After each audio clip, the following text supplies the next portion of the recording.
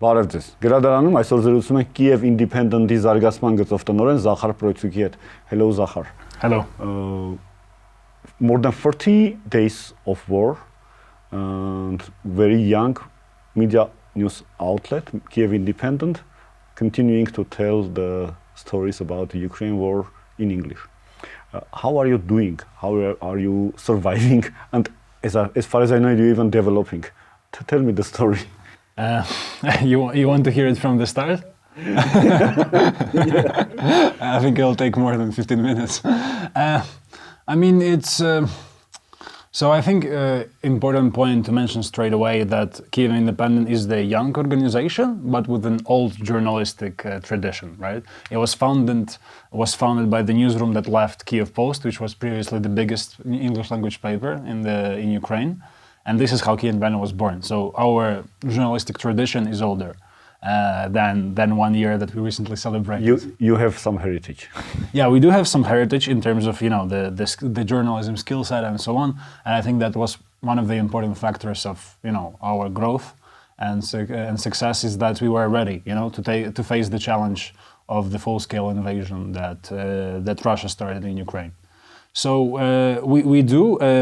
I mean, there are many hurdles and many tragic things, but often with them comes, opportunities and ability to grow, right? So in our case, Kyiv Independent became the main, for many people in the world, became the main source of information about what's going on in Ukraine, right? We were providing with an ongoing live updates on the ground. We were staying on the ground, and that's I think why we managed to gain the trust from the audience, and that trust and that audience gave us the opportunity to grow. So now we actually do growing. We are growing. We are hiring.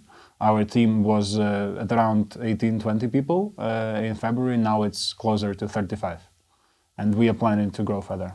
My colleagues, Ukrainian colleagues, were telling me stories that there is not enough market money, advertisement money for the Ukrainian media. The help of international dollars are vital. What is the situation with the Kyiv Independent? In our case, we are lucky because we have something that we value very much. We have the support from our readers. So Kyiv Independent is mostly financed by our readers. We have a membership and donations model of finance. So we have around 9,000 paying members that support us each month.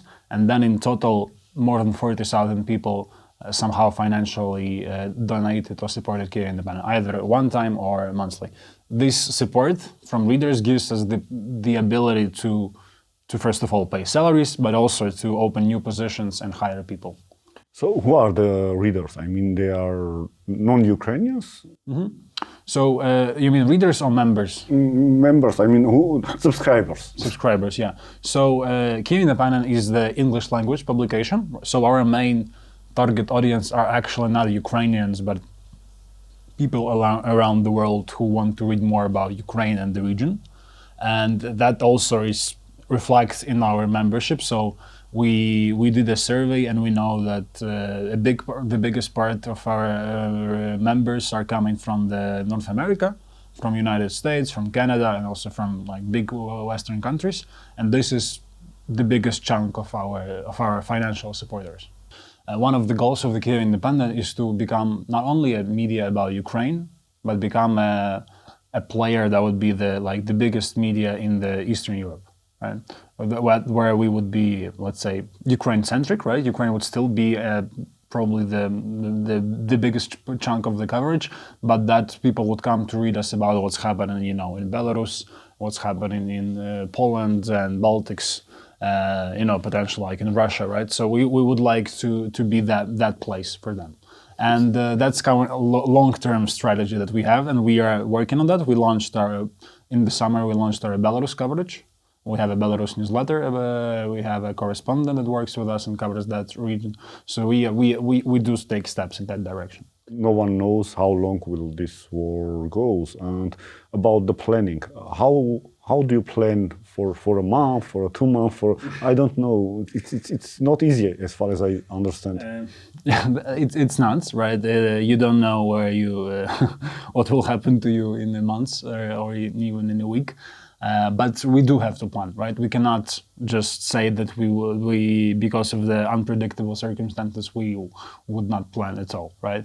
That would be the position where we would make ourselves, an object rather than a subject in the situation. So we do plan. We try to plan. Now we are working on an annual strategy for 2023. We understand that there are so many factors that we do not control in that strategy. But that said, we do have to predict and be ready for that. Whether maybe the war will stop in its active phase and will finish and Ukraine will win, right? That one scenario, and then after that, the reconstruction will start, and that's a different kind of coverage that we would have to be ready for, right? So we do have to plan on different directions, but bear in mind that many of those things are not dependent on us.